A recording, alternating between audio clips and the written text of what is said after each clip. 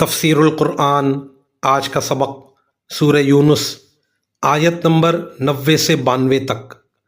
اعوذ باللہ من الشیطان الرجیم، بسم اللہ الرحمن الرحیم۔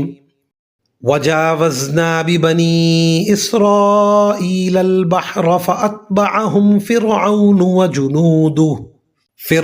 وجنوده بغيا وعدوا حتى إذا أدركه الغرق قال آمنت أنه لا إله إلا الذي آمنت به بنو إسرائيل وأنا من المسلمين الآن وقد عصيت قبل وكنت من المفسدين فَالْيَوْمَ نُنَجِّيكَ بِبَدَنِكَ لِتَكُونَ لِمَنْ خَلْفَكَ آيَةً وَإِنَّ كَثِيرًا مِّنَ النَّاسِ عَنْ آيَاتِنَا لَغَافِلُونَ۔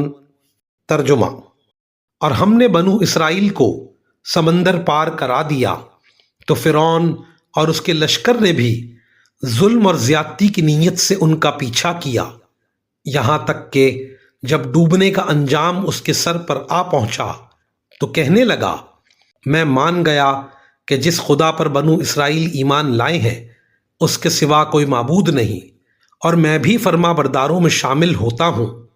جواب دیا گیا کہ اب ایمان لاتا ہے، حالانکہ اس سے پہلے نافرمانی کرتا رہا اور مسلسل فساد ہی مچاتا رہا، لہٰذا آج ہم تیرے صرف جسم کو بچائیں گے تاکہ تو اپنے بعد کے لوگوں کے لیے عبرت کا نشان بن جائے، کیونکہ بہت سے لوگ ہماری نشانیوں سے غافل بنے ہوئے ہیں۔